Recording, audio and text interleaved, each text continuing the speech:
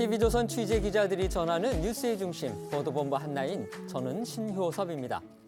민주당이 돈봉투 살포 의혹의 꼭대기에 있는 송영길 전 대표에 대해 강경한 입장을 정리하고 나섰습니다. 어제 의원총회를 열어서 소속 의원 전원의 총의로 국민에게 사과하고 송 전 대표에게 즉각 귀국하라고 요구한 겁니다. 내일 파리에서 기자회견을 여는 송 전 대표가 이 같은 당의 압박에 어떻게 대응할지, 일각의 예상대로 생각을 바꿔서 조기 귀국하게 되는 건지 주목됩니다. 관련 수사에서는 이번 사건의 핵심 인물 가운데 처음으로 강내구 감사협회장의 구속 여부가 오늘 결정될 예정이어서 관심이 모아지고 있습니다. 이래저래 오늘과 주말 큰 고비를 맞게 되는 민주당 돈봉투 살포 의혹 사건 속보들로 보도본부 한나인 시작하겠습니다.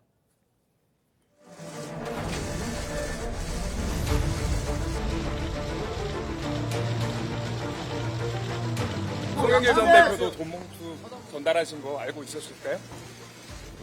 누구 지시 받아서 마련하신 거예요? 녹취록 공개된대.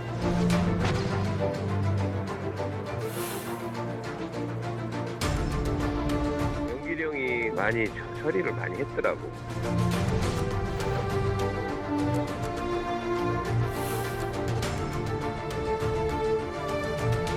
송영길 전 당대표가 즉각 귀국해서 실체를 밝혀야 한다는 데 의견을 모았습니다.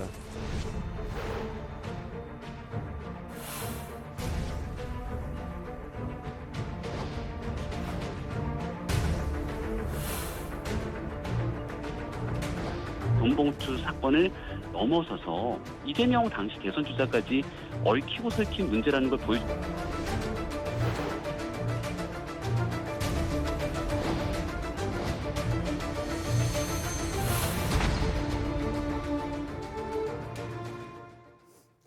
민주당 돈봉투 의혹, 오늘은 핵심 인물로 지목된 강내구 한국감사협회장의 구속 여부에 관심이 쏠리고 있는데요. 강 회장에 대한 구속 전 피의자 신문은 오늘 오전에 진행이 됐죠. 네, 민주당 전당대회 돈봉투 의혹의 핵심 인물로 구속영장이 청구된 강내구 한국감사협회장이 구속 갈림길에 섰습니다. 강 회장에 대한 구속영장 심사는 오늘 오전 11시 서울중앙지법에서 진행이 됐는데요. 강 회장은 2021년 3월부터 5월까지 민주당 당직자 등과 공모해서 송영길 당시 당대표 후보를 당선시키기 위해 선거운동 관계자와 선거인 등에게 9,400만 원을 살포한 혐의와 또 2020년 9월 한국수자원공사 상임감사로 재직하면서 이정근 전 민주당 사무부총장에게 뒷돈을 건넨 사업가로부터 이 발전소 설비에 대한 납품 청탁 명목으로 300만 원을 받은 혐의 등을 받고 있습니다. 검찰은 그제 강 회장을 피의자 신분으로 재소환해 조사한 뒤 구속영장을 청구했는데요. 사안이 중대한 데다 압수수색 과정에서 증거인멸과 회유에 나선 정황도 확인돼서 영장 청구를 서둘렀다는 게 검찰의 설명입니다. 오늘 법정에 나온 강내구 회장, 조금은 의미심장한 말을 남겼더라고요. 네, 신문이 시작되기 30분 전 법원 앞에 도착한 강 회장은 취재진의 쏟아지는 질문에 대해서 언젠가는 말할 날이 있겠죠라며 오늘은 신문을 성실히 받겠다 이렇게 말했습니다. 오늘 오전 강 회장의 법정 출석 모습 보고 오시죠. 송영길 전 대표도 돈봉투 전달하신 거 알고 있었을까요? 누구 지시 받아서 마련하신 거예요? 녹취록 공개된데 할 말 없으실까요? 녹취록에서 송영길 전 대표가 처리했다는 거. 언젠가는 말할 날이 있겠지. 오늘은 성실히 받겠습니다. 검찰은 강 회장에 대한 구속영장 청구서에 사건 관련자들의 증거인멸과 회유 정황을 자세히 적시한 것으로 전해집니다. 이 문화일보에 따르면 지난 12일 검찰이 강 회장에 대한 주거지 등 압수수색에 나섰지만 이 강 회장이 수사팀의 연락을 피하는 등 압수수색을 회피하면서 수색이 상당 부분 지연됐다고 하는데요. 또한 당시 수사팀은 피해자의 압수수색 참관 권리를 보장하고 이 강 의원 휴대전화 등을 확보하기 위해 재차 연락을 시도했지만 이뤄지지 않아서 압수수색은 다음 날까지 진행된 것으로 전해졌습니다. 이 검찰은 이처럼 강 회장이 압수수색 과정에서 사실상 잠수를 타며 이 수색을 회피하고 두 차례 조사에서도 혐의를 전면 부인하자 구속영장을 청구했다고 하고요. 강 회장은 압수수색 이후에도 또 다른 피의자인 대전동구 구의원 출신 강모 씨 등과도 접촉했다고 전해졌습니다. 이처럼 검찰이 의혹의 핵심 인물인 강래구 회장의 신병 확보에 나서면서 수사에 속도를 내고 있는 가운데 강 회장의 구속영장 청구 사유에서 정치자금법 위반 혐의가 빠진 이유도 주목이 되고 있습니다. 어제도 잠깐 언급했었는데요. 그 압수수색 영장에는 이제 있었던 정치자금법 위반 혐의가 막상 구속영장 청구 때는 지금 빠진 겁니다. 검찰은 이번에 정당법 그리고 뇌물수수 혐의 이 두 가지만 적용했습니다.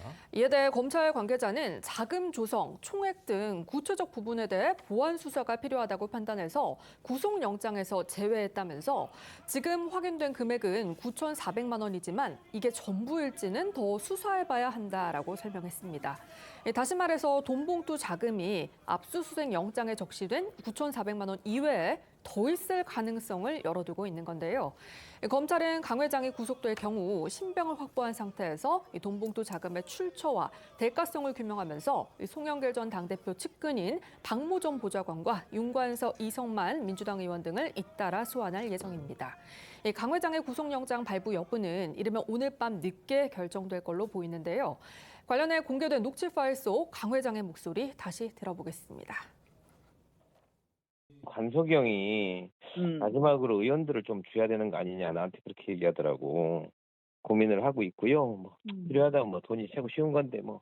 윤관석은 오늘 만나서 그거 줬고 이렇게 봉투 10개로 만들었더만. 한 3테이블 정도 하면 12명이면 충분하잖아. 사실은 그날 100만 원씩이라도 봉투 하나씩 만들어주면 좋은데 한 돈 1,000만 원만 줘라. 이성만이 10시에 만나자대. 왜? 뭐, 나 비용 준다고? 어. 받으면 50만 원씩만 정리해서 50만 원씩 이렇게 봉투를 좀 나한테 만들어서 줘. 강 회장이 이제 만약에 구속이 되면요, 이 자금 조성하고 전달 그리고 돈봉투 살포를 과연 누가 지시했는지 그 윗선에 대한 수사에도 탄력이 붙을 가능성이 큰데요. 어제 검찰은 민주당 측에 적극적인 수사 협조도 당부했습니다. 네, 어제 검찰은 며칠 전 민주당 측에서 신속하고 공정한 수사를 주문한 만큼 민주당의 적극적인 협조가 있길 바란다는 입장을 밝혔습니다. 앞서 민주당 이재명 대표는 지난 17일 검찰에 정치적 고려가 배제된 신속하고 공정한 수사를 요청했고 검찰은 다음 날 민주당에 수사에 정치적 고려는 있을 수 없다며 사안 실체를 규명하기 위해 수사에 적극 협조해달라는 입장을 밝힌 바도 있습니다. 검찰 내부에서는 만약 정치적 고려와 타이밍을 노린 거라면 이 2달 전 이재명 대표의 체포동의안 표결 때 이번 사건을 터뜨렸거나 아니면 내년 총선 국면에서 민주당이 공천을 확정했을 때를 시기로 잡지 굳이 지금 시점을 택할 이유가 없지 않느냐 이런 방문도 나왔습니다. 관련해 검찰의 신속한 수사를 요청했던 이재명 대표 목소리 준비했습니다. 이번 일로 국민 여러분께 심려를 끼쳐드린 점에 대해서 당 대표로서 깊이 사과드립니다.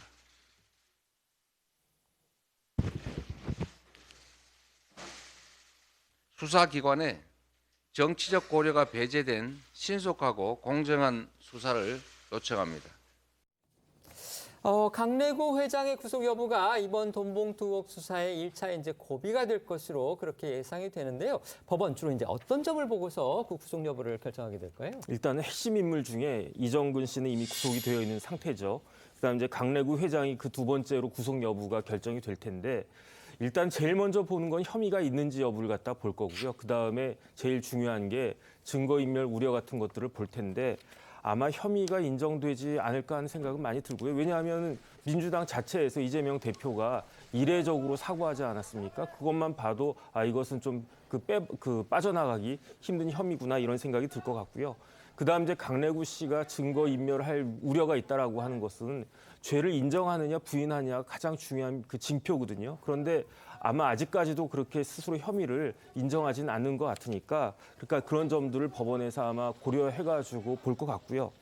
그다음에 이제 이후에 이제 국회의원들 또 여러 분 나오지 않습니까? 그런데 국회의원 같은 경우에는 벌써 여러 번 우리가 경험을 했지만 체포동의안 문제가 있어요. 그다음 구속될 경우에 그러는 거죠. 네네 맞습니다. 네네. 그다음에 이제 제일 중요한 거는 정당법에 당대표 경선 매수죄가 지금 핵심인데 이 그 죄가 조금 독특한 게 실제로 금품을 제공한 사람보다 뒤에서 금품을 주도록 지시한 사람이 형량이 더 세요. 그러니까 결국은 이런 여러 가지 것들을 종합해서 볼 때 송영길 대표 쪽으로 결국은 칼날이 갈 수밖에 없지 않는가 하는 생각이 듭니다. 말씀하신 부분 중에서 이정근 전 사무부총장은 지금 아직까지는 이번 사건과 관련해서는 기소가 안 된 상태죠. 다른 개인 비리 혐의로 지금 재판을 받고 있다는 점 말씀을 드리겠습니다. 네, 말씀해 주시죠.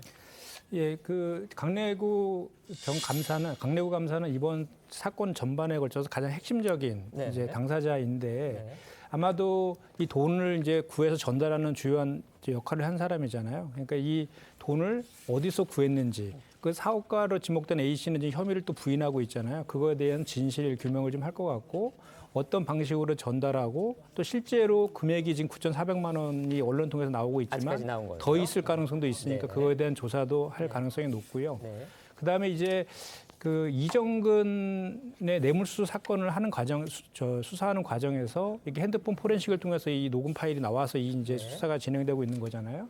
그런데 지금 강내구 감사의 핸드폰도 압수수색이 됐거든요. 그렇죠. 그 안에도 또 상당히 많은 내용들이 또 있을 가능성이 높거든요. 그와 관련된 그 수사도 같이 이루어지지 않을까라는 생각이 들고 또 이제 일부 지금 우리가 이렇게 이런 내용들을 논의하는 것도 보면 언론에서 나와 있는 의혹들을 가지고 지금 저희가 이제 논평을 하는 이런 수준에서 하고 있는데 검찰도 빨리 이렇게 조속하게 관련 당사자들을 빨리 소환해서 우리 민주당도 적극적인 수사 협조를 하겠다고 한 만큼 조속하게 수사를 빨리 해서 빨리 결과를 내는 것이 이 사태를 조기에 마무리하는 그런 상황으로 가는 게 좋겠다 이런 생각을 합니다. 네. 네, 이런 가운데 검찰이 강 회장에게 돈봉투 자금을 마련해 건넨 것으로 의심받고 있는 사업가 김 씨의 주거지와 사무실 등을 압수수색했다는 사실도 뒤늦게 알려졌습니다. 사업가 김 씨는요, 이정근 전 부총장의 이 녹취 파일에서 이른바 이제 스폰서로 지목된 바로 그 인물입니다. 네, 동아일보에 따르면 김 씨는 이 송영길 전 대표를 비롯한 586 의원, 강 회장 등과 친분이 두터운 사이로 이정근 전 민주당 사무부총장 등 전당대회 돈봉투 사건의 핵심 피해자들과 지속적인 교류를 이어왔다고 알려졌습니다. 검찰은 강 회장이 마련한 것으로 보이는 8천만 원의 자금 출처로 사업가 김 씨를 의심하고 있고요. 압수수색을 통해 휴대전화 등을 확보해서 2021년 당시 자금 거래 등을 확인하고 있는 것으로 전해집니다. 관련해 김 씨 관련 언급이 등장하는 녹취 파일 내용도 다시 들어보겠습니다. 필요한 거는 누구한테 요구를 해? 저기한테? 한테? 아니, 사람이 그 사람밖에 없잖아요. 뭐 다른 스폰이 있어요? 월요일 날 오면 밥값이 없다. 현찰로 좀 마련해줘라. 얘기해 놓으십시오. 얼마? 그러면은 1,000만 원 이렇게 얘기해야 돼. 그러면 얘는 100만 원을 생각하고 있다. 1,000만 원을 두드려 맞기 때문에 500을 갖고 옵니다. 아시겠죠? 진짜 완전 엑기스 전수해주네요. 그런데 이처럼 후원자 의혹을 받고 있는 김 씨는요, 돈을 준 적 없다. 지금 이런 입장을 밝혔습니다. 네, 김 씨는 저희 TV조선과 통화에서 혐의를 전면 부인했습니다. 녹취에서 언급된 것처럼 이 전 부총장이 수시로 돈을 요구한 건 맞지만 자신은 거절해 왔다는 건데요. 김 씨의 주장 직접 들어보겠습니다. 이정근이 저한테 수시로 돈 요구를 합니다. 돈 좀 달라고. 일단 거절하는 방법이 뭔지 알아요? 내가 왜 너한테 하냐. 내가 하게 되면 청일이한테 직접 하지. 이렇게 거절을 해요. 네, 김 씨는 자신이 거론된 녹취 파일이 등장한 뒤 여러 언론을 통해서 의혹을 적극 반박하고 있습니다. MBN을 통해서는 자신이 예전에 민주화 운동에 적극 참여했었고 송영길 전 대표와 윤관석 의원, 강 회장과 이 전 부총장 모두와 친분이 있다는 점은 인정했지만 돈을 준 적은 없다고 주장했고요. 후원의 대가로 딸이 이재명 대선 후보 캠프에서 근무를 할 수 있었던 거 아니냐 이런 의혹에 대해서도 딸이 원래 오래전부터 국회의원 비서관으로 근무했고 원내대표실에 있기도 했던 경력자라면서 대선 기간엔 의원실별로 차출돼서 캠프로 간 것뿐이다 이렇게 말한 것으로 전해집니다. 김 씨의 딸도 어제 동아일보를 통해서 2,000명이 일하는 대선 캠프 봉사에 누가 돈을 주고 참여하느냐면서 윤 의원과 이 전 부총장 모두 모르는 사이라고 말한 것으로 전해졌습니다. 김 씨의 딸은 이렇게 말한 것으로 보도가 됐지만요. 이제 저희가 나중에 들려드릴 텐데 이 공개된 녹취 파일을 들어보면요. 윤 의원하고 이정근 전 부총장이 부총장이 김 씨 딸로 추정되는 사람의 이름을 부르면서 캠프 출근을 확인해봐야겠다 이런 식으로 말한 부분이 또 있습니다. 네, 이 대표 측 역시 대가성이 있는 채용 알선이 아니었느냐는 의혹을 전면 부인하고 있습니다. 미디어 오늘에 따르면 어제 이 대표 비서실 관계자는 녹취 파일을 공개한 JTBC 보도에서 실명을 밝히지 않고 있어서 수많은 사람들 중 성씨만으로 누구인지 확인하기 어렵다면서도 드릴 수 있는 말씀은 무보수 자원봉사로 캠프 활동을 했다는데 그것이 어떠한 대가가 될 수 있겠냐는 것이라고 반박한 것으로 전해집니다.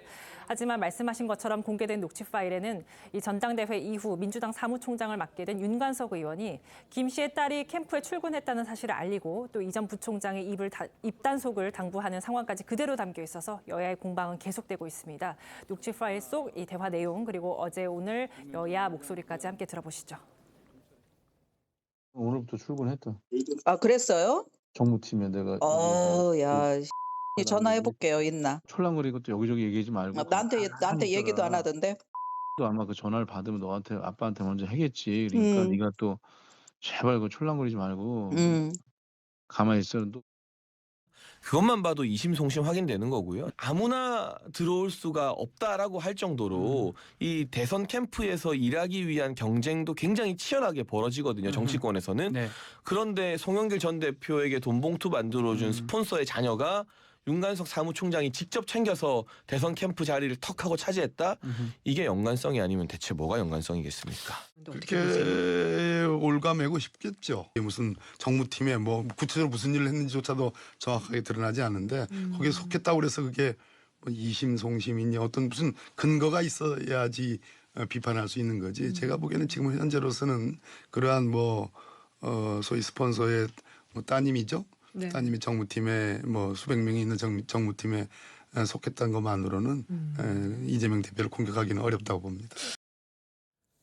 돈봉투 사건과 관련해서 압수수색을 받았던 이성만 의원과 관련한 새로운 의혹도 또 보도가 됐습니다. 네, 돈봉투 사건에 연루된 민주당 이성만 의원이 사건과 관련한 일부 자금을 조달했다는 의혹도 제기가 됐습니다.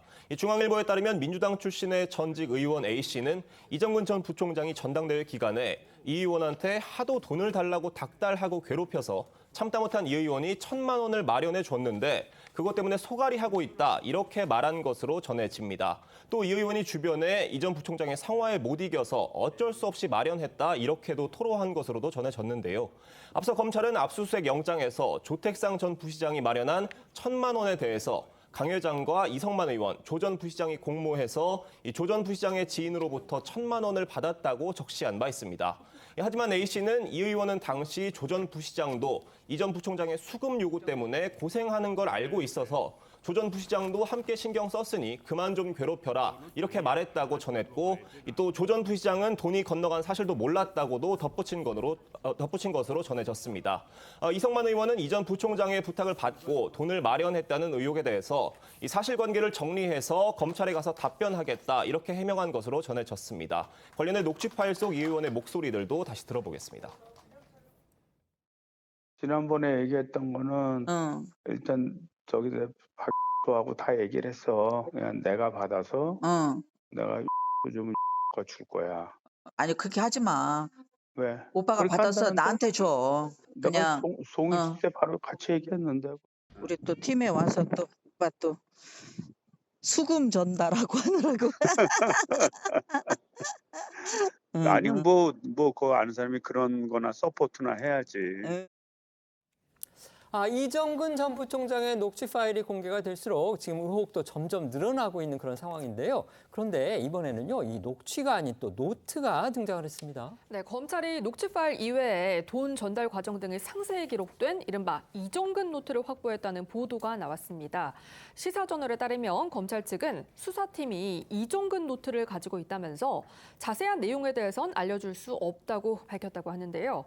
이와 함께 시사저널은 이 전 부총장이 10억 10억 원 수수 사건으로 구속되기 전에 이 전 부총장이 구술하고 지인이 육필로 정리한 이 A4 용지 5페이지 분량의 문건도 공개를 했습니다. 이 문건엔 친노계, 친문계, 친명계 자금줄이 대략적으로 정리가 돼 있고 각 계파 핵심 인물들의 관계도 또 중요 인물에 대한 설명도 적혀 있다고 하는데요. 이런 문건을 공개한 시사저널은 자신들이 입수한 문건이 이 검찰이 확보했다는 이정근 노트와 동일한 건지는 확인되지 않았지만 내용적으로는 겹치는 부분이 많은 걸로 파악됐다고 전했고요. 이 문건 작성 과정을 잘 아는 관계자는 노트가 쓰여진 배경에 대해서 검찰의 수사가 좁혀오고 구속될 위기에 처하면서 이정근 전 부총장이 엄청나게 불안해했다. 어찌할 바를 몰라 했다면서 그런데 민주당이 도와주지 않자 이 전 부총장이 자신이 아는 것을 전부 털어놨고 이 문건은 그걸 기록한 거라고 말했다고 전했습니다. 다만 검찰 측은 이 시사저널이 입수한 문건이 수사팀이 확보한 이정근 노트와 동일한 건지는 확인해주지 않고 있는 상황이고요. 이 전 부총장의 변호인 정철생 변호사는 시사저널에 이 전 부총장이 뭔가를 적어놓는 스타일이 아니라면서 이정근 노트는 없다고 주장한 것으로 전해졌습니다. 아직까지 이 문건의 신빙성이라든지 그다음에 이제 진위 여부 등은 확인되지 않은 상태입니다. 하지만 녹취 파일에 이어서 이정근 부총장이 이제 뭐 만들었다는 아니면 구술해서 누군가가 또 적었다는 친노, 친문, 친명계의 돈줄이 담긴 그런 지금 노트가 또 등장을 했습니다. 물론 이제 이정근 부총장 변호인은 그런 거 만든 적이 없다 이렇게 부인을 하고 있지만 지금 시사저널 보도에 따르면 이것과 다른 것인지 아니면 같은 것인지는 모르겠지만 검찰도 지금 비슷한 그 문건을 확보를 했다. 이렇게까지 보도를 했습니다. 이거 어떻게 보십니까? 사실관계는 수사를 통해서 이제 확인이 될 것이지만 지금 우리가 기사를 가지고 이제 판단을 좀 해보면 이정근 전 이제 사무부총장 같은 경우에는 당시에 이제 서초의 원외 지역위원장이었거든요. 네. 서초는 우리 민주당으로 봤을 때 상당히 험지였고 세 차례 이제 구청장 선거, 총선 등 세 차례 선거 나가서 떨어지기도 했잖아요. 근데 이정근 그 전 부총장이 당내에서 위치가 그 송영길 그 전 대표랑은 상당히 친한 거로는 알려져 있고 그래서 지난 당대표 선거 때 이렇게 도움을 준 것 같은데 친문이라든지 친노라든지 친명계는 아니거든요. 네. 그렇기 때문에 그 분이 이렇게 자금줄 같은 거를 이렇게 정리할 정도의 이치는 있지 않았다. 그래서 이거는 수사 통해서 정확한 사실관계가 확인되겠지만 지금 이 기사로만 봤을 때는 제가 봤을 때는 가능성은 좀 희박해 보인다 이렇게 생각합니다. 알겠습니다. 말씀해 주십시오. 글쎄 이제 점입가경에다가 민주당 입장에서 보면은 설상가상이겠죠. 이게 판도라의 노트가 될 것인지 아니면 단순한 해프닝으로 그칠 것인지는 모르겠지만 어쨌든 노트 자체가 존재하는 것은 사실이 아닌가 그런 생각이 들고요. 그런데 이게 말도 안 되는 일이라고 치부하기에는 여러 가지 정황들이 있단 말이에요. 특히 이제 녹음 파일이 3만 개나 있다라고 하니까. 그런데 제 경험상 저렇게 불법적인 일을 하면서 녹음하거나 이렇게 메모하거나 그런 일은 없거든요. 네. 제가 아는 사람들은 대관 업무하고 막 그런 은밀한 일을 한 사람들은 노트를 한 달이 지나면 다 찢어버리더라고요. 나중에 이제 문제가 될 수도 있으니까. 그럼에도 불구하고 이정근 그 부총장이 그래도 정치를 상당히 오랫동안 하셨던 사람인데 이런 걸 녹음을 했다? 아무런 목적 없이 저렇게 녹음을 했을까? 그게 이제 의심이 되고 그렇다라면 저 녹음 파일을 언젠가 활용할 수도 있겠다라는 생각으로 모아놓은 것이 아닌가. 일단 그렇게 의심할 수도 있는 것이 아닌가 하는 그런 생각이 들고요. 그렇다라고 한다면 녹음 파일이 저렇게 3만 개씩이나 있는 사람이 노트를 갖다가 몇 페이지, 한 10페이지, 20페이지 이렇게 하는 것도 가능할 일이 아닐까 하는 그런 생각이 들고 어쨌든 검찰이 해야 할 일이 굉장히 또 많아졌구나 하는 생각이 듭니다. 네. 전당대회 돈봉투 의혹 파문이 확산되면서 이 민주당 당 차원의 대응 기류도 보다 강경해지는 그런 분위기입니다. 어제 의원총회를 열고서 송영길 전 대표를 향해서 즉각 귀국하라 이렇게 의원들의 총의를 모았다고 밝혔습니다. 네, 민주당은 어제 2시간 가까이 의원총회를 열고 전당대회 돈봉투 의혹에 대한 당 대응 방향을 논의했습니다. 앞서 이재명 대표가 고개를 숙인 데 이어서 다시 한번 대국민 사과를 하기로 총의를 모았습니다. 또 의원 전원 명의로 송영길 전 대표에게 즉각 귀국할 것을 촉구하기도 했습니다. 다만 어제 회의에선 민주당 일각에서 나오고 있는 연루자 출당이나 탈당 권유, 제명 같은 엄중 조치 문제는 다뤄지지 않은 것으로 알려졌습니다. 이 박홍근 원내대표는 돈봉투 의혹에 대해 당 지도부가 사과했으나 국민들께 고개 숙여 진심으로 사과드리기로 다시 한번 뜻을 모았다고 밝히고 송 전 대표가 즉각 귀국해서 의혹을 밝혀야 한다는 데도 의견을 모았다며 그게 책임 있는 일원으로서 국민과 정부와 당에 대한 기본 도리라고 강조했습니다. 어제 나온 박 원내대표 목소리 들어보겠습니다. 송영길 전 당대표가 즉각 귀국해서 의혹을 낱낱이 분명히 실체를 밝혀야 한다는 데 의견을 모았습니다. 이런 의원들의 뜻을 프랑스에 있는 송영길 대표도 충분히 감안해서 향후 본인의 입장이나 또는 향후 행동을 취해 주실 것으로 기대하겠습니다. 기자회견 보기 전에 좀 본인이 뭐 그건 판단을 하시겠죠. 탈당이나 제명 같은 얘기. 그런 이야기는 오늘 나오지는 않았고요. 송영길 전 당대표의 조기 귀국을 통한 그런 국민과 또 당의 입장을 제대로 밝힐 것, 이것이 우선적으로 중요하다고 생각하고 있습니다. 특히 어제 의총에서는요, 이 대표가 공개적으로 조기 귀국을 요청한 뒤 며칠이 지났는데도 프랑스 파리에서 기자회견을 열겠다고 예고한 것 외에는 구체적인 입장을 밝히지 않고 사실상 버티기에 들어간 송영길 전 대표를 향해서 성토가 쏟아졌다고 합니다. 누군가 직접 파리로 가서 송 전 대표를 데리고 와야 한다, 이런 주장까지 나왔다고 합니다. 네, 어제 의총에 참석한 안규백 의원이 내놓은 의견으로 알려졌는데요. 안 의원은 파리에 사람을 보내서 송영길 전 대표를 데려와야 한다면서 당과 본인 모두 힘든 상황에서 자칫 늪으로 빠질 수 있으니 빨리 고리를 끊어야 한다고 주장했다고 합니다. 안 의원은 오늘 한 라디오 인터뷰에서도 이 같은 사실을 밝히면서 재차 송 전 대표의 조기 귀국을 주장했는데요. 오늘 나온 안규백 의원의 목소리 들어보겠습니다.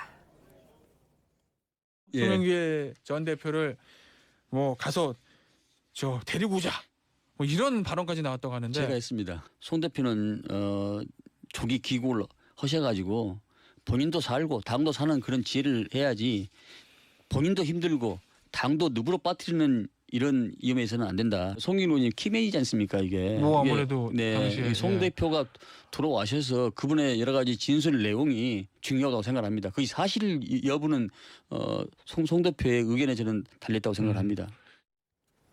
지난 2021년 전당대회에서 아주 간발의 차이로 송영길 대표에게 진 사람, 바로 친문계 홍영표 의원이죠. 어찌 보면 이번 돈봉투 사건의 이제 직접 피해자다, 이렇게 볼 수도 있겠는데, 홍 의원이 그동안의 침묵을 깨고 어제 입장을 내놨습니다. 네, 홍영표 의원은 돈봉투 의혹이 불거진 지난 2021년 민주당 전당대회에 당대표 후보로 출마했었죠. 당시 송영길 전 대표와 득표율 차이가 불과 0.59%포인트여서 일각에서는 당시 돈봉투가 살포되지 않았더라면 홍 의원이 당선됐을 수도 있다며 홍 의원이 피해자가 아니겠냐, 이런 의견을 내놓기도 했습니다. 홍 의원은 돈봉투 의혹이 불거진 뒤 계속해서 별다른 입장을 밝히지 않았었는데요. 어제 자신의 SNS를 통해서 참담하다는 입장을 밝혔습니다. 그러면서 자신을 피해자라고 말씀하는 상황이라 발언에 더욱 신중할 수밖에 없어서 그동안은 발언을 자제해왔다고 말했습니다. 하지만 당과 당사자의 책임 있는 조치가 이루어지지 않고 있어서 자신의 생각을 밝히고자 한다며 사실상 송영길 전 대표를 겨냥해서 당사자의 신속하고 책임 있는 자세가 필요하다고 강조했습니다. 또 눈길을 끄는 건 바로 이재명 대표의 움직임인데요. 이 대표 공식 사과 이후에 지금 별다른 언급을 하지 않고 있고요. 어제 의원총회에도 다른 일정을 이유로 참석하지 않았다고 합니다.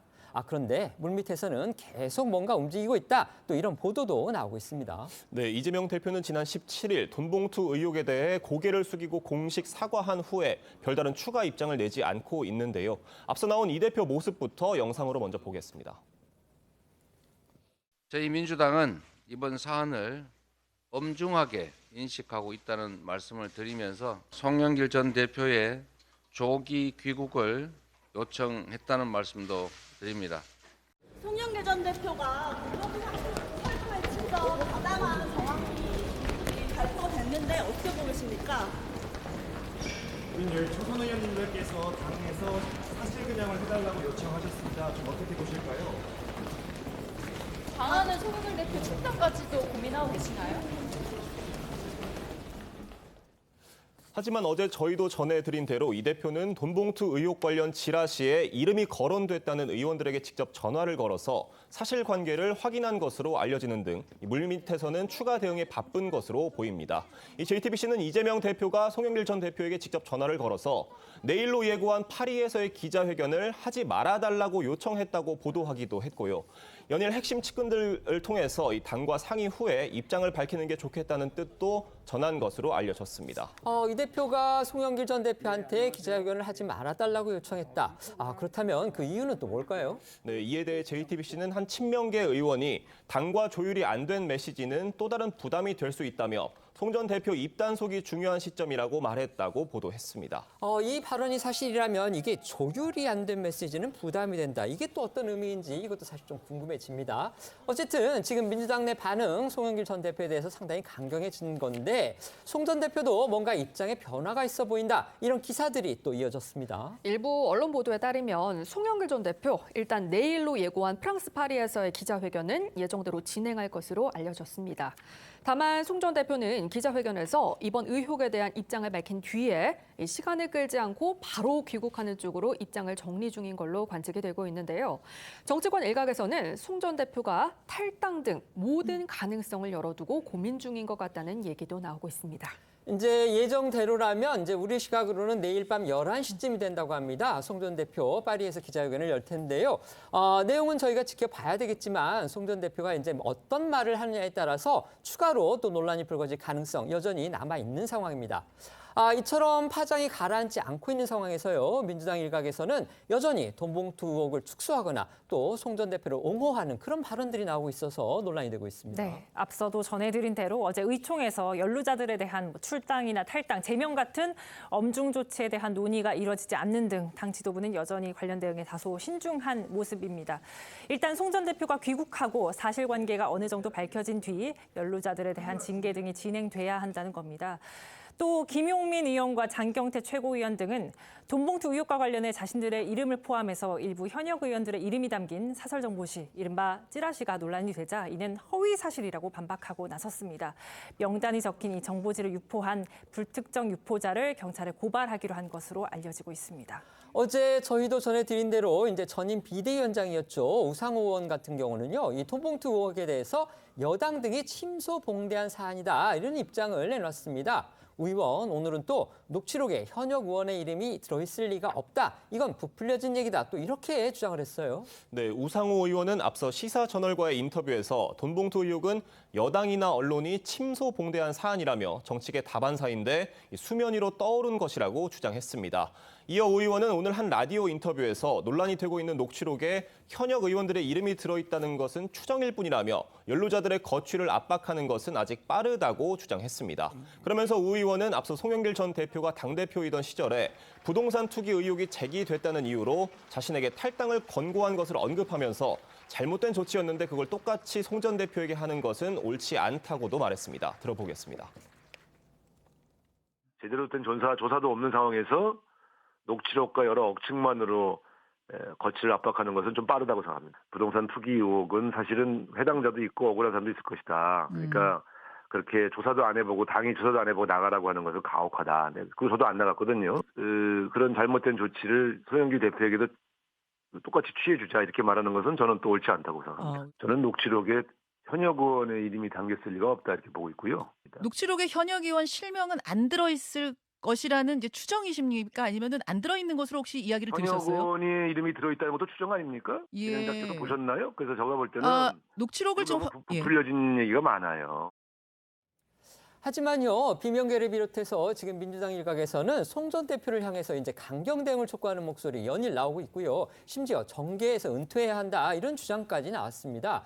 결국 돈봉투 의혹 대응 수위를 놓고서 민주당 내 혼선이 가중되는 그런 분위기입니다. 네, 송영길 전 대표가 정계 은퇴를 해야 한다는 목소리는 야권 원로인 유인태 전 국회 사무총장에게서 나왔는데요.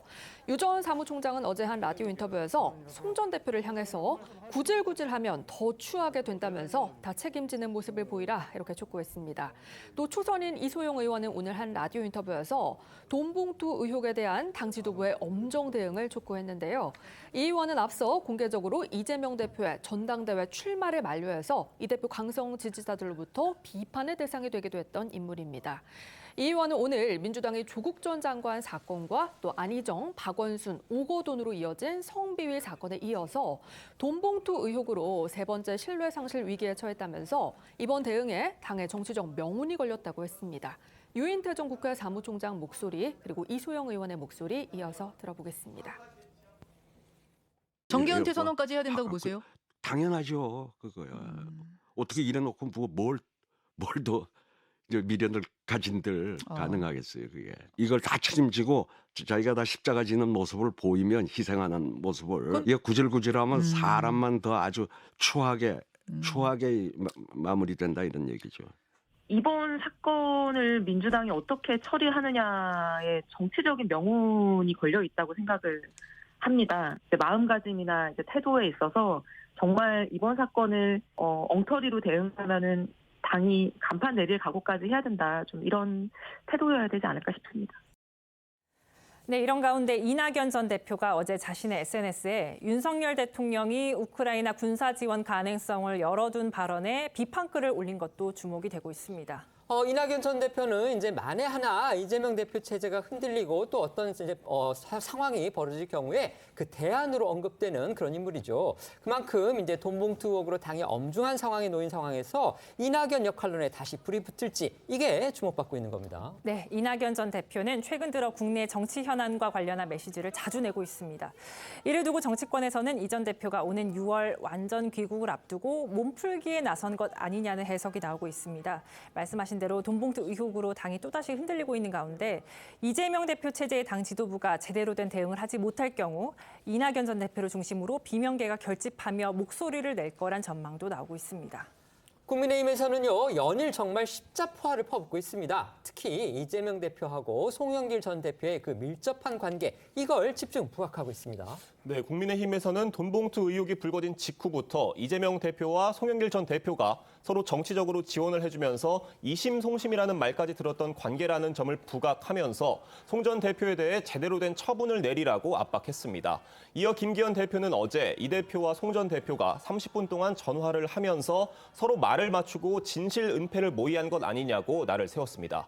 또 정성호 의원과 장경태 최고위원 등 이 친명계 일각에서 돈봉투 액수가 밥값 수준이라는 등의 발언이 나온 것을 꼬집는 발언도 나왔는데요. 이 장해찬 청년 최고위원은 어제 한 라디오 인터뷰에서 장경태 최고위원이 사퇴해야 한다고 목소리를 높였습니다. 국민의힘에서 나온 목소리도 들어보겠습니다.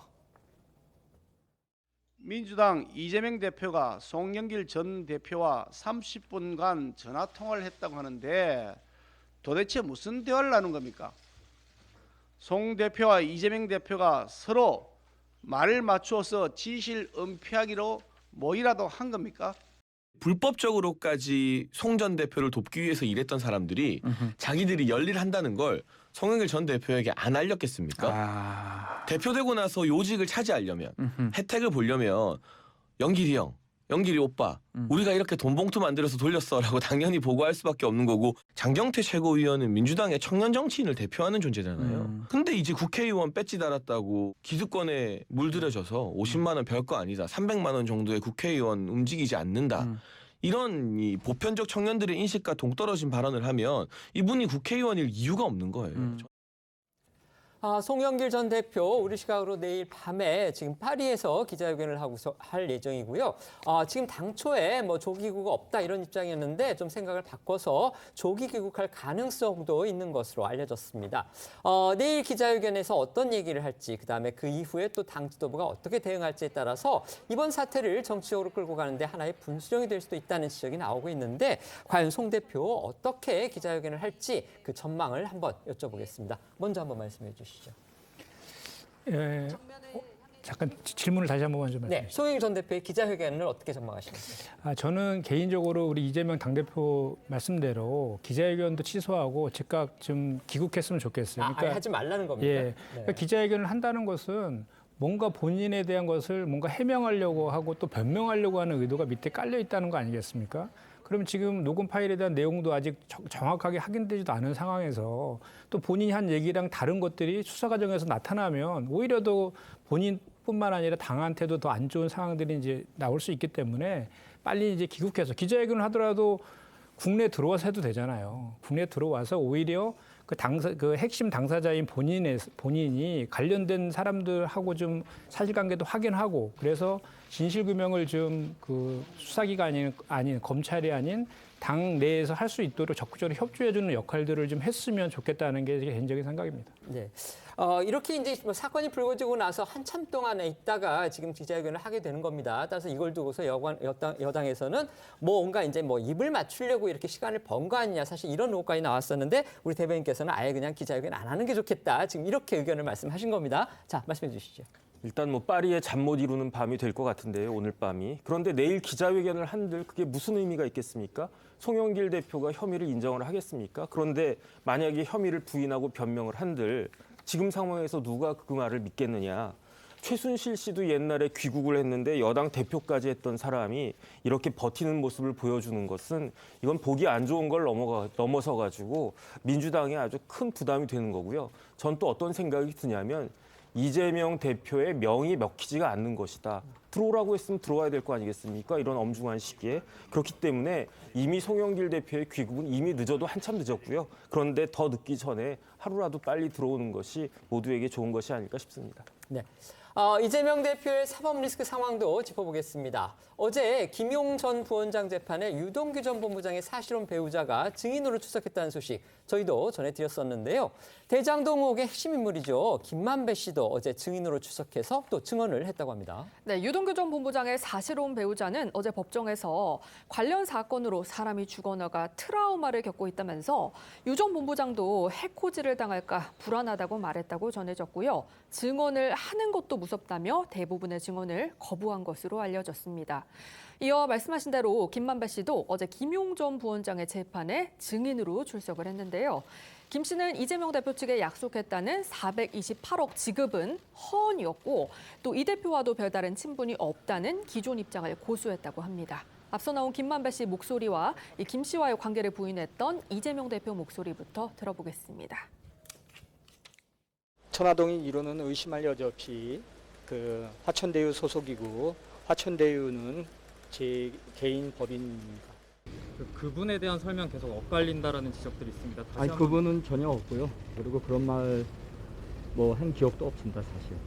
그 이재명 지사랑 친분 부인하는 취지로 말씀하셨는데 사실 그분하고 이재명 지사하고 뭐 특별한 관계도 없고 한 번 만나봤습니다. 옛날에 저기 이 인터뷰차. 이 김만배 등 이분들이 저를 온갖 욕을 했습니다. 공산당 같은 XX 뭐 등등 이렇게 저를 원망하고 욕했습니다.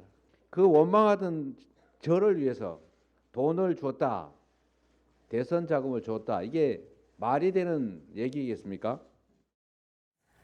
또 김만배 씨는 어제 법정에서 자신이 정진상 전 실장과 김용 전 부원장, 유동규 전 본부장과 의형제를 맺었다는 의혹에 대해 의형제라는 말조차 수사 과정에서 처음 들었다며 나이 50이 가까이 돼서 의형제를 맺는 것이 쉽냐고 반문하고 또 이 대표 측과의 친분을 부인했다고 합니다. 김만배 씨는 정진상 전 실장이 자신에게 20억 원을 요구했다는 유동규 전 본부장이나 이 정영학 회계사 등의 진술에 대해서도 그런 적이 없다고 부인한 것으로 알려졌습니다. 유 전 본부장에게는 5억 원을 줬었는데 이 중 4억 원은 남욱 변호사에게 빌린 금액의 이자를 포함한 돈이었고 나머지 현금으로 준 1억 원은 어디까지나 호의였다 이렇게 주장한 것으로 전해졌습니다. 그런데 재판부가요, 김만배 씨 이 같은 법정 증언에 대해서 이제 의문을 제기했다 이런 기사가 나왔어요. 이건 또 무슨 상황입니까? 네, 검찰은 김만배 씨에게 대장동 지분과 관련해서 정영학 회계사와 통화를 하면서 걔네라고 언급을 했는데 걔네는 누구를 지칭하는 건지 집중적으로 따져 물었다고 합니다. 김만배 씨가 유동규라고 하자 검찰은 걔네는 복수형이라고 지적을 했고 김 씨는 복수와 단수를 잘 가리지 않는다고 말을 흐리고 이 말 자체도 허언이라고 주장을 했다고 합니다. 이 재판부는 관련 진술의 앞뒤가 너무 안 맞는 것을 본인도 느끼지 않느냐며 자꾸 뭘 만들어내고 있지 말고 본인 혐의가 있으니까 증언이 어려우면 증언을 거부하라고 지적한 것으로 알려졌습니다. 저희 방송 시작 전에 이제 속보가 들어왔는데요. 바로 이재명 대표의 또 다른 측근으로 지금 이제 재판을 받고 있었죠. 정진상 전 실장이 보석 허가를 받았다는 겁니다. 그러니까 풀려나는 겁니다. 네, 앞서 정진상 전 실장 측은 팔다리를 묶인 채 재판을 받는 것과 같다며 실질적인 방어권이 정말로 필요하다고 보석을 청구했고요. 검찰 측은 정 전 실장이 김만배 씨와 접촉한 정황이 확인됐다며 증거인멸 우려가 높다고 보석을 반대해 왔는데요.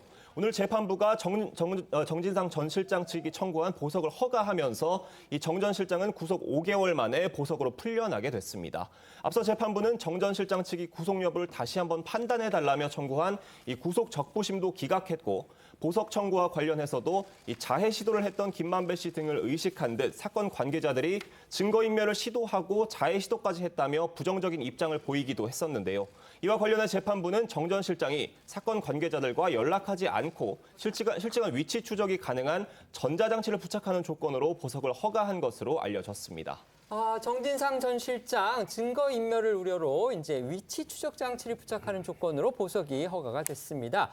구속 기간이 이제 6월이어서 지금 만료된 지 이제 한 달여 정도 남아 있다는 점, 이것도 고려 요인이 됐을 것 같기는 한데, 어떻든 지금 법원이 이제 선고를 내리기 전에 인신을 풀어줬다. 이게 혹시 재판 결과를 우리가 어떤 추정하는 데까지 시사점이 있는 것인지 이 부분이 궁금해지는 겁니다. 법률가시니까 한번 말씀해 주시죠. 제가 봤을 때 그런 것 같지는 않고요. 제가 이제 확인을 해보니까 정진상 씨가 보석 신청을 1월 30일 날 했어요. 네. 그런데 이제 인용이 4월 21일이니까 거의 한 3개월 만에 이제 결정을 법원에서 내려준 건데. 기간차가 있었군요. 그래서 상당히 좀 오랜 그동안 끌었다는 이야기인데, 그런데 그 사이에 재판이 6번 있었거든요. 정진상 재판은 화요일하고 금요일 날 이렇게 일주일에 2번씩 쭉 해왔는데 마지막 재판이 지난 18일 화요일이었어요. 그런데 원래는 오늘 재판을 해야 돼요. 그런데 오늘 재판 안 하고 다음 재판을 2주 뒤인 5월 2일부터 하도록 그렇게 되어 있더라고요. 그런데 구속을 사람을 그냥 주구장창 구속할 수 있는 게 아니고 구속 기간이라는 게 있단 그렇죠. 말이에요. 네. 그런데 정진상 씨가 구속된 게 작년 12월 9일이니까 올해 6월까지는 1심 판결을 선고를 해야 되는데, 제가 봤을 때 그때까지는 뭐 죽었다 깨나도 어려울 것 같고, 그러면 그 사이에 6월 9일 지나면 구속 기간 만료돼가지고 뭐 유동규나 뭐 이제 이런 사람들처럼 이렇게 풀려나게 되는데, 재판부 고민은 구속 기간이 만료돼서 아무런 그 제재 없이 아무런 조건 없이 석방해서 이렇게 돌아다니는 것보다 증거 인멸을 방지하는 것을 조건으로, 보석엔 조건을 붙일 수 있으니까 그렇게 해서 석방을 하는 것이 오히려 더 그 재판을 하는데 현실적이고 더 바람직할 수도 있겠다라고 재판부에서 판단한 것으로 전 생각이 됩니다. 네, 말씀해 주십시오. 이게 불필요한 구속으로 인한 폐해를 방지하기 위한 제도가 이제 보석인데, 보석에는 이제 이렇게 몇 가지 사유들이 있어요. 뭐 사용 무기 10년 이상이라든지 누범이나 뭐 상습범이라든지 네. 증거인멸이나 도주 우려, 뭐 주거불명 네. 이런 사유들이 없으면 보석을 허가해 줘야 됩니다. 그런데 이제 그 상당한 이유가 있을 때, 보석을 허가하지 않아야 되는 상당한 이유가 있을 때는 법원에서 재량으로 허가 안 해줄 수도 있거든요. 그런데 이번 그 재판부에서는 그 정진상 이제 피고인이 그 지금 자기는 그 실질적인 방어권 보장을 위해서 보석이 반드시 필요하다라는 그 주장에 뭐 재판부가 이렇게 이제 화답을 한 것이다라고 저는 생각하고, 그 이유 중에 하나는 그런 것 같습니다. 이게 이제 한 달 구속 기간이 한 달 남았잖아요. 근데 사실 정진상 그 전 실장이 이 기소되고 한 이유 그 내용들을 보면 뭐 2억 4천만 원을 뇌물 수수했다는 거 전부 다 유동규의 전원 진술, 바뀐 네. 전원 진술에 의해서 기소가 된 내용들이 많거든요. 근데 유동규의 법정 진술들이 상당히 많이 뭐 김만배라든지 관련자들에서 탄핵되고 있는 상황들과도 무관해 보이진 않아요. 신빙성이 깨지고 있다 그 말씀이죠. 예, 그래서 그런 것들도 좀 가만히 돼서 그 정진상 전 실장에 대해서도 좀 방어권을 충분하게 보장해야 될 필요성이 있는 거 아니냐, 이런 판단을 한 것 같습니다. 네네. 어제 국회에서는요, 이 피해 사례가 속출하고 있는 전세 사기 문제를 두고서 여야 간의 공방이 벌어졌습니다. 특히 정부와 여당이 전 정부의 책임론을 꺼내면서 또 전세 사기범 배후에 야당 인사가 있어서 수사 중이다, 이런 사실까지 밝혀서 지금 여야 간의 논란이 벌어졌습니다. 어제 국회에서는요, 원희룡 국토부 장관이 참석한 가운데 국토교통위원회 전체 회의가 열렸습니다. 정부 여당과 야당은 전세 사기 문제 해결에 대한 협조를 약속하면서도 이번 사태 원인과 책임을 두고서는 양보 없는 설전을 벌였는데요. 전세 사기 사건이 일어난 인천 미추홀구 출신 허종식 민주당 의원이 정부 여당을 향해서 전 정권 탓만 한다고 목소리를 높이자, 원희룡 장관은 문재인 정부의 선심성 정책으로 전세 사기가 유발됐다고 응수를 했습니다. 양측의 공방 영상으로 보겠습니다. 국민의힘 당정회의 때 보니까 전 정부 탓만 말씀하시던데, 부동산에 대해서 그렇게 자신 없으면 다시 민주당에 정권 돌려주시죠. 저희들 해결하겠습니다. 전 정부의 책임이 없다고 하지 않겠습니다만은 새 정부가 출범한 지 벌써 1년이 됐는데 전 정부 탓을 하는 건 너무 무책임하다고 느끼지거든요. 그래서 원인 제공자가 갑자기 해결사를 자처해서는 받아들이기가 곤란하지 않을까? 최소한의 양심은 있어야 되지 않을까? 이렇게 생각합니다. 집값 폭등, 전세값 폭등, 그리고 이 전세값을 폭등시킨 것은 임대차 시장에 당시에 충격을 줬던 무리한 입법들과 그리고 이 선심 정책성 보증금에 대한 무제한 대출 이런 게 되다 보니까 사기꾼들에게 먹잇감을 던져준 거죠. 그리고 아무런 대책과 경고음 없이 방치해 온 것이 2년 지나서 지금 터지고 있는 거라고 저희는 보고 있습니다. 원 장관은 특히 인천 미추홀구에서 2,700억 원대 전세 사기 사건을 벌여서 피해자 3명이 스스로 목숨을 끊는 사태를 초래한 이른바 건축왕 남모 씨의 배후에 인천 지역 유력 정치인이 개입됐다는 의혹을 거론하면서 경찰의 특별 수사를 신속히 해주도록 요청한 상태라고 밝혀서 주목을 받았었는데요. 앞서 국민의힘 이철규 사무총장도 남 씨 배후에 인천의 민주당 유력 정치인이 있다고 주장하면서 수사를 촉구했었습니다. 동아일보는 사건을 맡은 경찰 관계자 말을 인용해서 남 씨와 유력 정치인의 연루 의혹을 확인할 방침이라고 전했었는데요. 어제 원희룡 장관 발언 좀 더 들어보시죠. 이게 뭐 유력 정치인이 개입이 됐다 이런 기자들 질문이 있더라고요. 건축왕이라는 이 남모 씨 범죄자입니다. 사기 가해자인데요.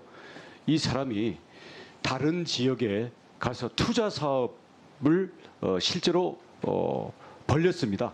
그 과정에서 고위 정치인들이 청탁과 압력을 가했다라는 제보들이 있기 때문에 특별 수사를 하고 있는 걸로 알고 있고요. 금융기관들, 이와 공모했던 공인중개사와 감정평가사들, 또 이 사후에 변호인이 선임되고 그 가족들을 통해서 재산 빼돌리는 이런 과정에서 저는 더 큰 범죄가 있을 수 있다라는 저희들이 합리적인 의심을 가지고 경찰에 특별 수사를 신속히 해주도록 오늘 아침에도 공식적으로 요청을 한 상태입니다.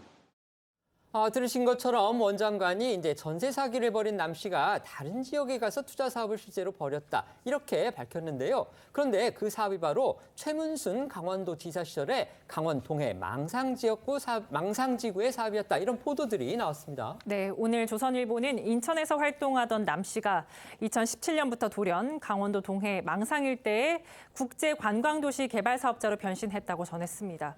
남 씨는 당시 동해시 일대 땅 178만 제곱미터를 143억 원에 낙찰받고 2018년 6천억 원이 넘는 망상 1지구 개발 사업자로 선정된 것으로 전해졌습니다.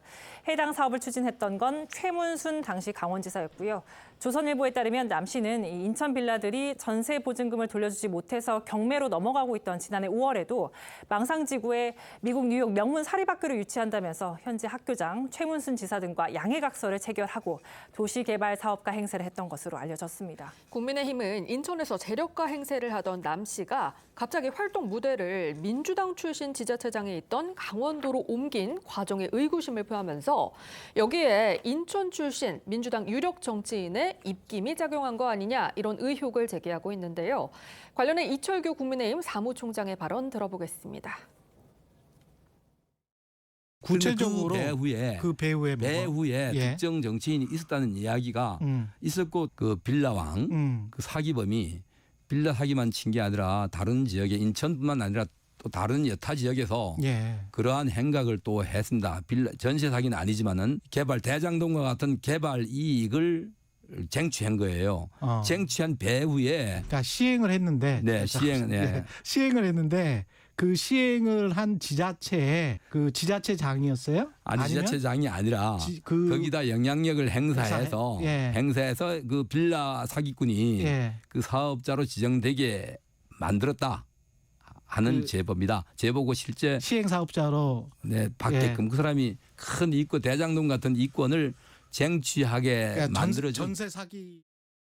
야당으로서는 돈봉투 살포 의혹에 더해져서 이제 또 다른 악재를 만난 셈인데요. 남 씨가 전세 사기로 만든 돈을 이 망상 지역 개발 사업에 쓰려 했다. 이런 의혹도 제기되고 있습니다. 네, 조선일보에 따르면요. 남 씨는 강원도 동해 망상지구 개발 사업자 선정 당시 제출한 이 사업 계획서에 자금 조달 방안으로 임대 보증금과 임대료 수입을 기재했다고 합니다. 이를 근거로 남 씨가 사기 행각으로 거둔 인천 전세 보증금이 망상지구 개발 사업에 쓰인 처리인 거 아니냐 이런 주장도 나오고 있는데요. 다만 남 씨 측은 미추홀 지역 전세금이 개발 사업에 사용됐다는 의혹은 부인하고 있는 것으로 전해졌습니다. 이렇게 동해 망상지구 사업을 둘러싼 의혹들이 제기되자 김진태 강원지사는 남 씨가 사업 시행자로 선정된 것과 관련해 긴급 감사를 하도록 오늘 지시했습니다. 네, 민주당은 여당의 공세가 이어지자 유력 정치인이 누구고 전세 사기에서 어떤 역할을 했는지 밝히라며 목소리를 높였습니다. 또 앞서 의혹을 제기한 국민의힘 이철규 사무총장을 향해서 근거 없는 의혹을 제기한 것이라면 가능한 한 모든 책임을 물을 것이라고 반발하고 있습니다. 전세 사기를 벌인 이른바 인천 빌라왕의 배후에요. 이 야당의 유력 정치인이 있다. 이런 의혹이 제기된 상황에서 원희룡 국토부 장관이 특별 수사가 진행되고 있는 것으로 알고 있다. 이러면서 또 신속한 수사를 요청했다는 사실까지 밝혔습니다. 이거 어떻게 보십니까? 이게 사실 그 인천의 전세 사기범 그 남모 씨가 이제 2017년도에 동해 개발 사업 시행권을 이제 따내는 과정에서 유력 정치인이 이제 최문순 지사한테 지금 청탁이나 압력을 넣었다 이런 내용인데 사실 전세 사기와는 별개의 사건이죠. 그래서 이 사건 관련해서는 작년 10월 달에 이미 이제 불구속 기소가 되어 있는 그런 상태입니다. 그래서 뭐 지금 그렇게 뭐 그 유력 정치인의 그 청탁이나 압력을 넣었다 그러면 그런 내용들에서는 뭐 명명백백히 수사해서 밝혀야 되는 건 맞습니다. 그런데 다만 지금 그게 우선순위에서 이 내용을 그렇게 국회까지 나와서 국토부 장관이 할 얘기냐라는 건 또 별로의 얘기인 것 같아요. 왜냐하면 지금 핵심은 전세 피해에 대해서 빨리 특단의 대책을 마련하는 거잖아요. 그리고 지금 그 비대학 대책위원회까지 만들어져서 호소를 하고 있는데 정부의 대책은 뭐 경매 중단이라든지 저리 대출 그리고 뭐 우선 청구권, 우선 청구권, 매입 청구권 정도의 미봉책에 지금 붙이고 있거든요. 그래서 근본적으로 특별법을 제정해서 뭐 공공 매입이라든지 또는 그 선 보상 후 구상하는 이런 내용들의 특단의 대책들을 이제 마련할 때이다. 이 말씀을 드리고 싶습니다. 네, 말씀해 주십시오. 만약에 이게 사실이라면요. 그 파장 역시 태풍급이 되지 않을까 하는 생각이 드는 게 지금 사태는 결국은 집값이 올랐기 때문에 그런 거예요. 왜냐하면 집값이 오르니까 이게 위험한 줄 사람들이 몰랐겠습니까? 알면서도 어쩔 수 없이 저런 집에 들어가서 전세로 살았다는 거예요. 그런데 왜 집값이 올랐습니까? 지난 정부의 부동산 정책의 실패로 오른 거잖아요. 그래가지고 결국은 이제 민주당이 정권을 뺏기기도 했고 그런데 이렇게 정책 실패로 인한 폐해가 단순히 집값이 오르고 힘들다 그걸 넘어서가지고 실질적으로 정말로 많은 서민들이 거의 전 재산을 사기당한 게 됐잖아요. 그런데 그렇게 번 돈으로 남모라고 한 사람은 사업가 행세하고 재력가 행세를 갖다가 했는데 그 뒤에 정치인이 있다? 그러면 그런 사람과 그 사람이 속한 정당은 서민들의 분노를 어떻게 감당할 수 있을지 참 안타깝습니다. 네. 이번에는 대중문화계의 소식 알아보겠습니다. 먼저 영상 보고서 얘기 이어가겠습니다.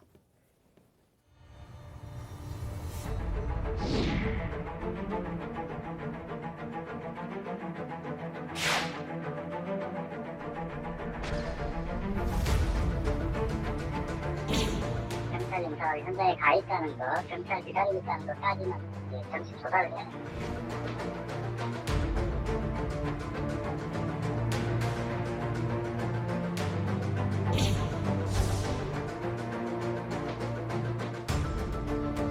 앞에 기자.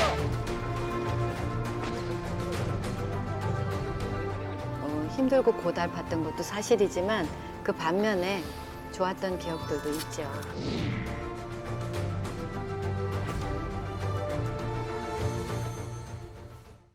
어제 오후에 인기 개그맨이자 코미디언 또 영화 제작자로 활동했던 서세원 씨가 사망했다는 소식이 전해져서 아주 여러 사람을 놀라게 했습니다. 코미디어 출신 사업가 서세원 씨가 어제 오전 캄보디아 프놈펜의 한 한인병원에서 사망했다는 소식이 전해지면서 충격을 주고 있는데요.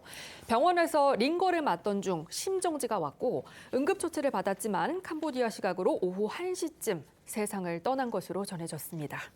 네, 서세원 씨가 병원에서 링거를 맞던 중 숨져서 일각에서는 의료과실이 아니냐는 의혹이 불거지기도 했습니다.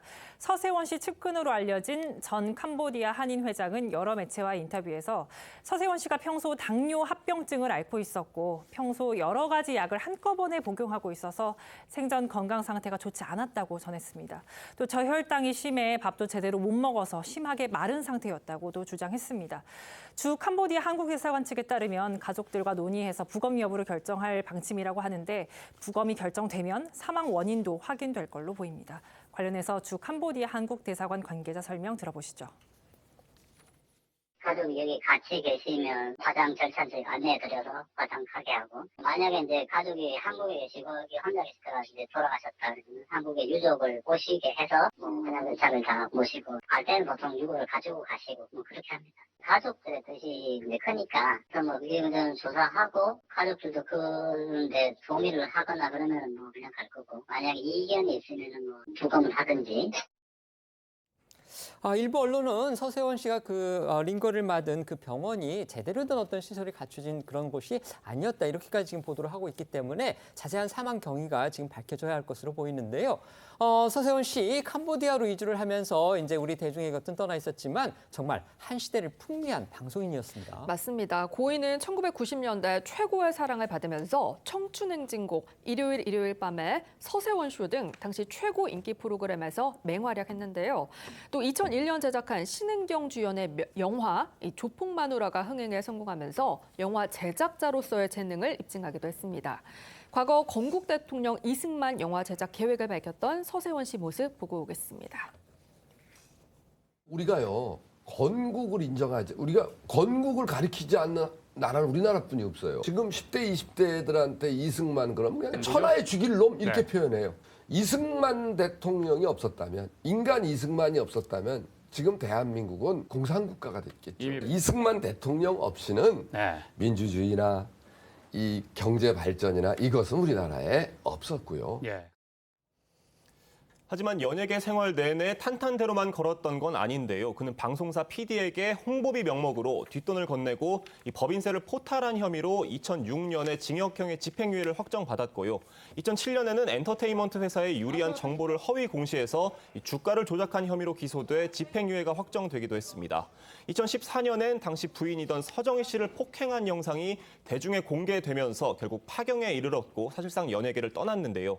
이후 2019년 캄보디아로 이주한 뒤에 서세원 씨는 현지에서 목회 활동을 하면서 호텔과 카지노 등 부동산 사업을 벌여온 것으로 알려졌습니다. 지난해 캄보디아에서 목회 활동을 하던 서세원 씨 모습 보고 오시죠. 나는요, 무슨 일 있고 이혼하고 뭐하고 이혼한 지가 10년이 넘었어요. 그런데도 지금까지 얘기해.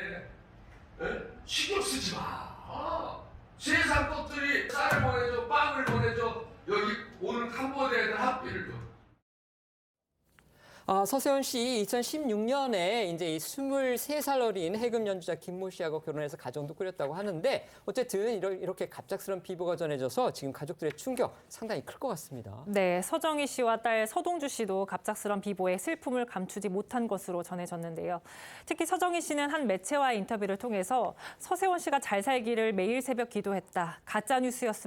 가짜뉴스였으면 좋겠다고 말하면서 망연자실한 심경을 드러냈습니다. 서동주 씨 SNS에는 안타까운 일에 위로를 전한다. 아버님의 명복을 빈다. 기운 내세요. 이런 네티즌들의 위로가 이어지기도 했습니다. 서세원 씨를 언급했던 두 사람의 과거 발언 들어보시죠. 그때 이제 엄마 아빠 헤어질 시점에, 그게 몇 년 전이죠. 네.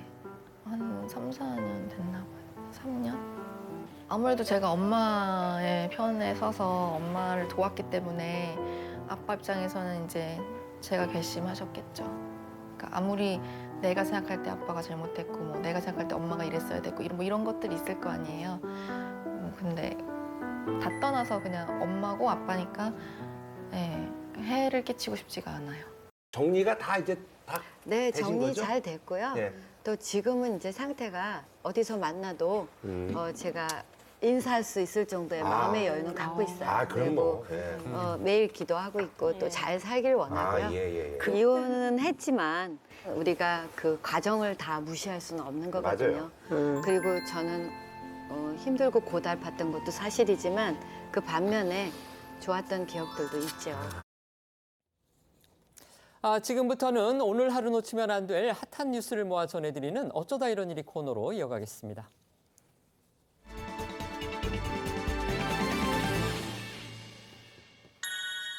첫 번째 키워드는요, 남편이 피해자? 이거 무슨 얘기입니까? 네, 고 박원순 전 서울시장이 유족 측의 부하 직원 성희롱을 인정한 1심 판결에 불복해 제기한 항소심에서 억울함을 주장했습니다. 박원순 전 시장이 성희롱 피해자인데 오히려 가해자로 설명되고 있다는 취지의 항소 이유를 밝힌 건데요. 피해자 측에서 문자 메시지를 사랑해요로 시작했음에도 이 부분을 제외하는 등 실체적인 하자가 있다면서 원심은 반대 신문권을 보장하지 않았고 악의가 맞지 않은 참고인 진술에 근거하는 등 사실 인정에 오인이 있다고 주장했습니다. 그러면서 박 전 시장 사망 이후 진행된 국가인권위 직권조사도 절차적 하자가 있다고 주장했습니다. 다들 아시다시피 박 전 시장은요, 지난 2020년 7월이었습니다. 부하 직원을 성추행한 혐의로 이제 고소를 당한 뒤에 숨진 채로 발견이 됐습니다. 네, 때문에 경찰은 박 전 시장의 사망으로 수사를 종결했지만 인권위는 2021년 1월 직권조사를 통해서 박 전 시장의 성희롱을 인정한 바 있습니다. 이에 박 전 시장 유족 측은 같은 해 4월 이 피해자 주장만으로 고인을 범죄자로 낙인 찍었다면서 인권위를 상대로 권고 결정 취소 소송을 제기했지만 지난해 11월 1심 재판부는 박 전 시장의 행위가 피해자에게 성적인 굴욕감이나 불편함을 줬다고 보여서 피해자가 성희롱을 당했다고 인정할 수 있다면서 인권위의 권고 결정에 재량권의 남용이 없다고 판단해서 박 전 시장 유족이 패소했었습니다. 당시 유족 측 목소리 듣고 오겠습니다. 당사자의 방어권이 충분히 보장되게끔 규정이 되어 있는데 과연 사망이라는 사실만으로 그 규정들을 모두 무시하고 의견 진술의 기회도 없이 이렇게 사실 인정을 하고 판단을 해도 되는 것인지 그 부분은 개인적으로 좀 의문의 여지가 있습니다. 네, 결국 박 전 시장 유족 측은 1심에 불복해서 항소를 했고 그렇게 어제 열린 항소심에서 선처를 호소했습니다. 여기서 더 주목이 가는 부분은 재판에 참석한 박 전 시장의 부인 강난희 씨가 직접 재판부에 제 남편은 억울한 피해자라며 진실을 외면하시지 말고 정의로운 판결을 내려달라고 말한 부분입니다.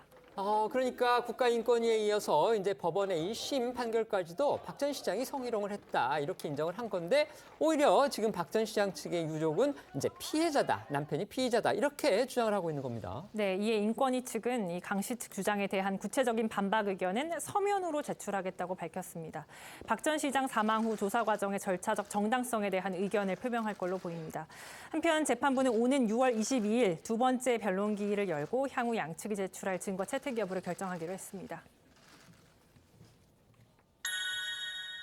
두 번째 키워드는요. 이번엔 대팍으로인데요. 가수 이명웅 씨의 사진이 보입니다. 어떤 소식입니까? 네, 가수 이명웅 씨가 최근 프로축구 시축자로 나서면서 코로나 이후 최다 관중수를 기록하는 등 큰 화제를 낳았다는 소식 저희도 전해드린 바 있는데요. 프로축구에서의 이명웅 효과가 계속되고 있다는 소식입니다. 이 이명웅 씨가 시축자로 나선 FC 서울과 대구 FC 경기 기억하실 텐데요. 그때 이명웅 씨가 특별히 부탁한 일이 하나 있었습니다. 바로 이 팬클럽 영웅시대에게 하늘색 옷을 피해달라고 한 건데요. 영웅시대의 상징색이 하늘색이지만 상대팀 대구 역시 하늘색이 상징색이었기 때문입니다.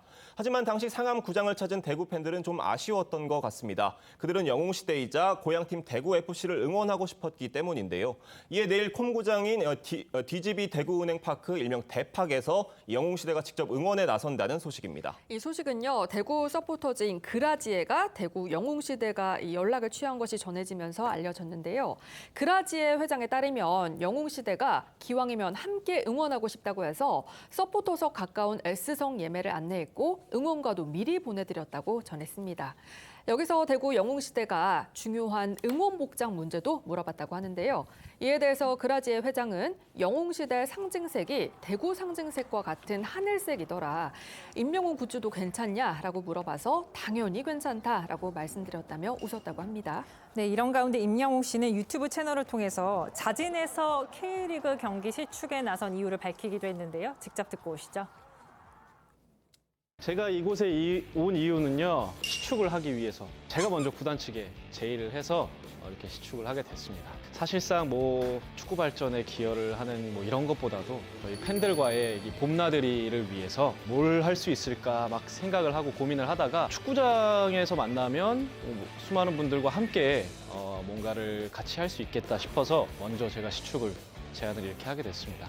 선물은 그냥 사인 유니폼이었는데 뭘 대단한 걸 할 것처럼 막 기사가 나가지고 급하게 하프타임 쇼를 준비를 했죠.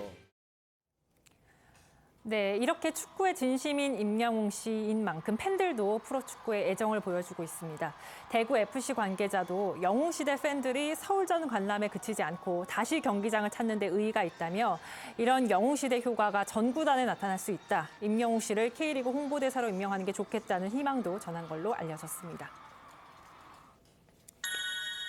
세 번째 키워드 보겠습니다. 이병헌의 후회인데요.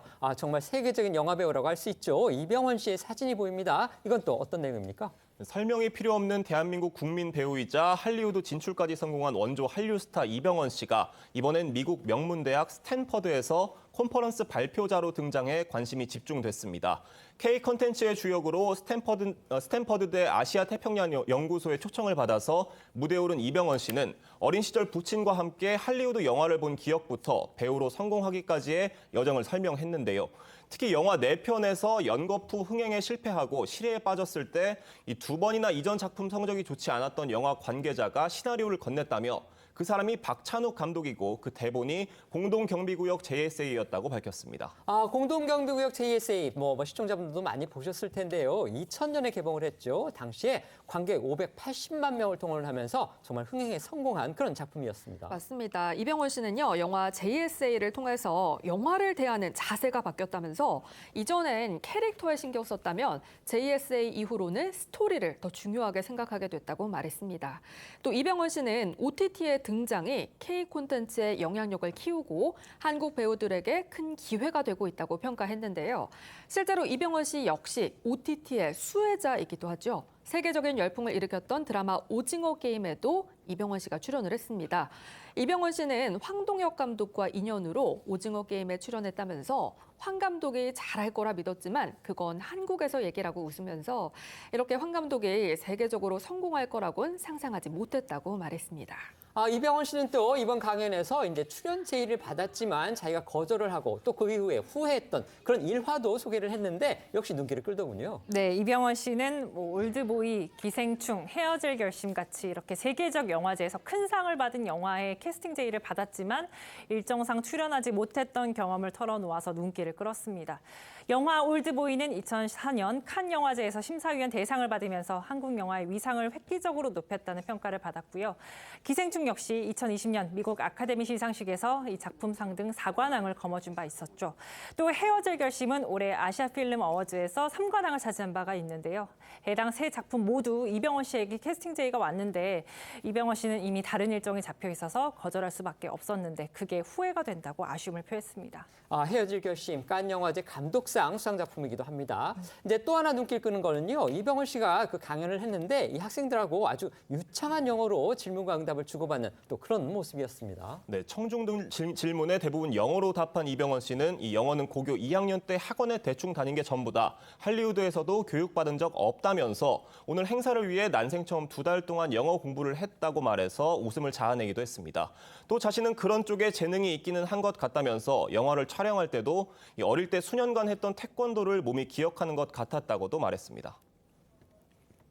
저희는 1분 뒤에 다시 돌아오겠습니다. 오늘 준비한 소식은 여기까지입니다. 저희는 다음 주 월요일 오후 1시에 더 핫한 소식으로 찾아뵙겠습니다. 시청해 주셔서 고맙습니다.